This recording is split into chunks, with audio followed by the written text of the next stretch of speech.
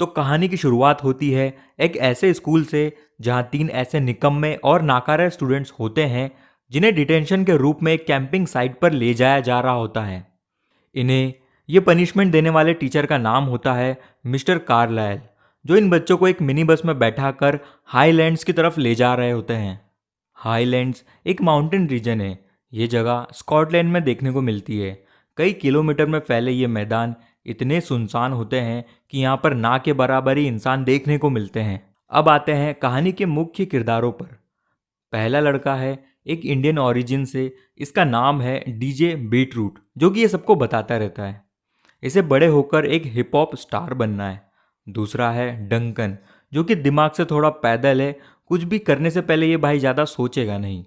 तीसरा है डीन, जो थोड़ा स्मार्ट है, शायद हो भी सकता है, किसे पता। इन तीनों के अलावा एक और लड़का होता है इस ट्रिप पर, जिसका नाम होता है इयान। ये एक बुकिश लड़का है जो इस ट्रिप पर अपनी मर्जी से आया है, सिर्फ इसलिए ताकि वो पा सके ड्यूक ऑफ एडनबर्ग अवार्ड। अब मैं आपको बताता हूँ कि ये अवार्ड कैसे जीता जाता है।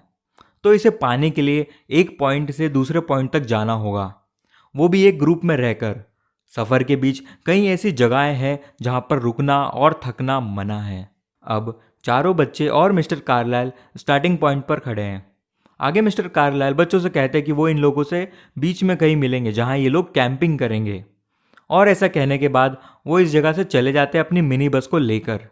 ये चारों बच्चे आगे बढ़े ही होते हैं कि दूर एक पहाड़ की चोटी से इन्हें एक शख्स देख रहा होता है। चूंकि इयान एक सीधा साधा लड़का है तो वह इन तीनों की कोई भी एक्टिविटीज़ में पार्ट नहीं लेता। जैसे कि जब डीन ने एक लौते नक्शे को बीच में से फाड़ कर उसका जॉइंट बना लिया, और तब भी नहीं जब बेवकूफ़ डंकन ने इलेक्ट्रिक फैंस को पकड़ लिया था डीजे और डीन के उकसाने पर।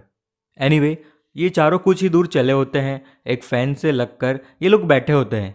इन्हें यहाँ एक जोड़ी जूते मिलते हैं जिन्हें ये लोग फैंस के उस पार फेंक देते हैं, और हम देखते हैं एक लाश का पैर। अब इस इंसान को किसने मारा ये हमें जल्दी पता चलने वाला है, क्योंकि इन जाते हुए बच्चों को एक शख्स दूरबीन से देख रहा होता है। शायद ये व्यक्ति वही था जो उस पहाड़ पर भी था। एनीवे, आगे हम देखते हैं कि इयान और डीजे एक बूढ़े फार्मर से मिलते हैं जो इन्हें सावधान करता है कि आए दिन इस इलाके में लोग गायब होते रहते हैं। ये बात तो वो इयान से कहते हैं, पर वहीं डीजे अपना प्रमोशन करते हुए अपने बनाए म्यूजिक की सीडी देता है।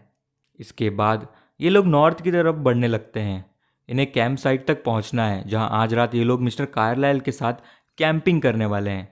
इसी के चलते इन्हें एक शख्स दूर से देख रहा होता है जिसके हाथों में एक राइफल होती है। ये शख्स इन बच्चों पर गोलियां बरसाने लगता है।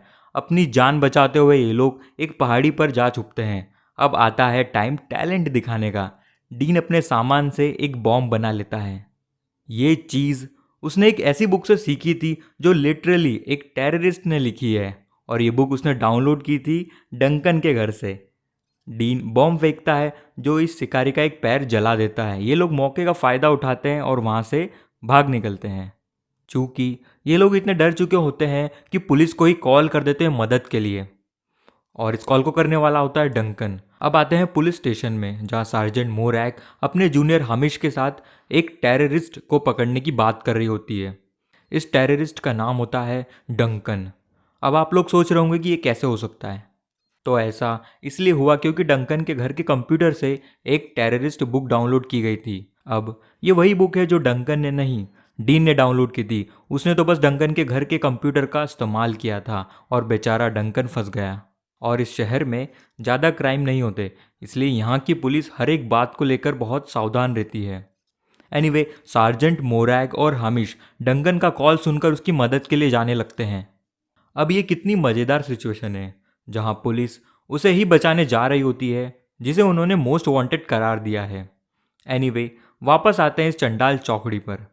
इन्हें कैंपिंग साइट मिल जाती है। यहाँ पर मिस्टर कार्लाइल अपनी मिनी बस के साथ तैयार बैठे होते हैं। ये चारों नोटिस करते हैं कि उनके टीचर का पैर भी उसी जगह से जला हुआ है जैसा कि उस शिकारी का भी था। मिस्टर कार्लाइल बताते हैं कि ये एक एक्सीडेंट से हुआ है, पर इन चारों को इन पर यकीन नहीं होता। ये लोग कुछ बहाना करके कैंपिंग साइट से थोड़ा दूर आ जाते हैं। यहाँ ये लोग डिसाइड कर रहे होते कि मिस्टर कार्लाइल का आखिर करना क्या है। और इसी बीच बेवकूफ़ डंकन मिस्टर कार्लाइल को उनकी बस से कुचल देता है। ये देख सब लोग थोड़ा गुस्सा होता है डंकन पर पर साथ ही वो लोग ये भी नहीं चाहते कि उनका ही टीचर उन्हें मार डाले। आगे हम देखेंगे कि कार्लाइल की बॉडी को बस में बिठाकर ये लोग एक ऊंची पहाड़ी पर ले जाते हैं। इनका प्लान ये होता है कि बस को यहाँ से नीचे फेंक देंगे और सबको लगेगा कि इनका एक्सीडेंट हो चुका है, पर यह बस आगे जाने की बजाय पीछे लुढ़कने लगती है। इसे देखकर डंकन कहता है कि यहाँ पर बहुत सी पहाड़ियाँ हैं, तो कभी ना कभी ये बस गिर ही जाएगी, और ऐसा कहकर डीन और डीजे भी बेफिक्र होकर उसके साथ चल देते हैं। पर इयान इन लोगों जैसा बेवकूफ़ नहीं है, उसे अभी तक बुरा लग रहा होता है। आगे हम देखेंगे कि ये लोग ऐसे ही बैठकर अपने किए को जस्टिफाई करने की कोशिश कर रहे होते हैं कि अब एक औरत आती है जो दिखने में बूढ़ी है और वो भी शिकारी की तरह लग रही होती है। उसके साथ ही वो शख्स भी आ जाता है जिसे अभी तक ये लोग मिस्टर कार्लाइल समझ रहे थे। ये दोनों लोग हस्बैंड एंड वाइफ हैं जो इस जगह पर शिकार करने का काम करते आए हैं बहुत ही टाइम से। ये चारों इनसे भागने लगते हैं और ये शिकारी जोड़ा इन्हें भागते हुए देखकर मज़े ले रहा होता है। शायद ये लोग सेडिस्ट हैं जिन्हें दूसरों को तकलीफ में देखकर मज़ा आता है। एनीवे, इयान को दौड़ते दौड़ते पैर में मोच आ जाती है और वो अब दौड़ नहीं सकता। डीजे, डीन और डंकन इसकी मदद करने के बजाय यहीं पर इस बेचारे को छोड़कर भाग जाते हैं। आगे ये तीनों एक फार्म हाउस के पास पहुंचते हैं। रोशनी जल रही होती है जिसे देख डीजे वहां जाना चाहता है, पर डीन और डंकन को शक होता है कि यहाँ पर भी कोई ऐसा होगा जो उनकी जान ले सकता है। डीजे अपनी जान बचाने की सोच रखता है और इसीलिए वो अकेला ही चल देता है, और ये दोनों एक ऐसे गांव में जाते हैं जो वीरान हो चुका होता है। मोरैग और हामिश उस जगह आ जाते हैं जहाँ डीन ने हैंडमेड बॉम्ब फेंका था। यहाँ इन्हें ड्रग्स और डीजे की म्यूजिक सीडी मिलती है। ये देख इन्हें लगता है कि यहाँ पर शहर की कोई गैंग घूम रही है। डीजे इस फार्म हाउस में जाता है जहाँ उसे वही बूढ़ा फार्मर मिलता है जिसे उसने सीडी दी थी। यहाँ पर और भी फार्मर्स होते हैं। ये सारे लोग डीजे के म्यूजिक के फैन बन चुके हैं और अब ये लोग सब पार्टी करने लगते हैं। वहीं दूसरी ओर डीन और डंकन एक गड्ढे में जा छुपते हैं।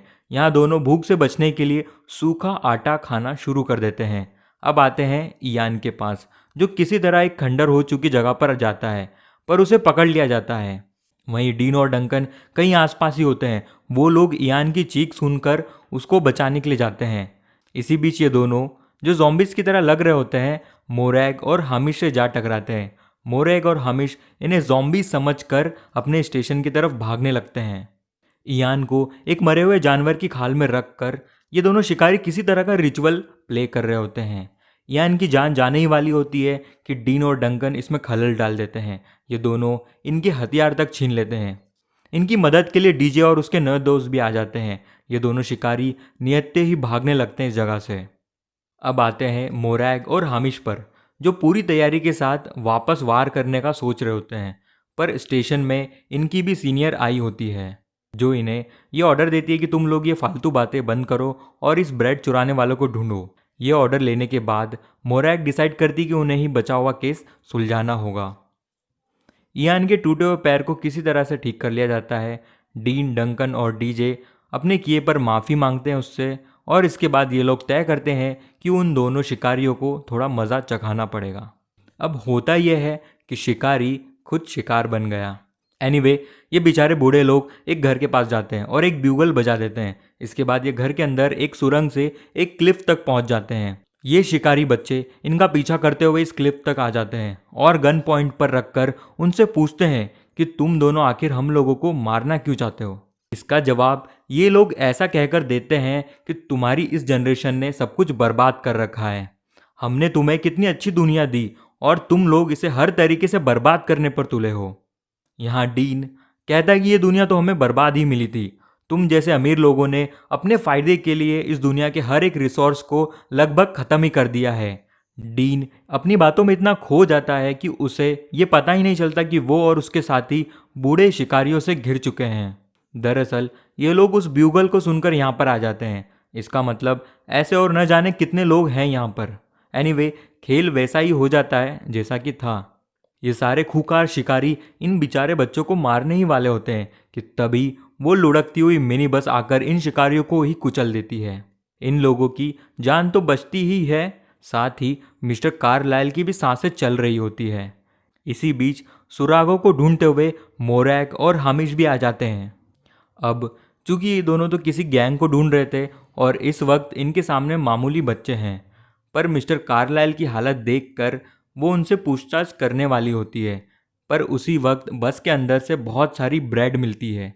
इसका मतलब ये हुआ कि मिस्टर कार्लाइल ही वो थीफ हैं, वो ब्रेड थीफ हैं जिनका जिक्र स्टेशन में इनकी सीनियर कर रही होती है। पर ये चारों बच्चे इस इल्ज़ाम को इन मरे हुए शिकारियों पर डाल देते हैं और मोरैग इन लाशों के बीच हथियारों को भी पाती है, इसलिए उसे लगता है कि ये वही गैंग है जिसे ये लोग ढूंढ रहे थे। और रही बात डंकन की, तो उसे मोरैग पहचान ही नहीं पाती। यहीं पर यह फिल्म ख़त्म हो जाती है और अंत में एक और ग्रुप इसी जगह पर घूमने आता है और फिर से उसी पहाड़ी पर एक शख्स दिखाई देता है और ये फिल्म फाइनली ख़त्म हो जाती है। तो आपको मेरा ये वीडियो कैसा लगा मुझे नीचे लिखकर ज़रूर बताएं। मैं आपको मिलूँगा अपने नेक्स्ट वीडियो में।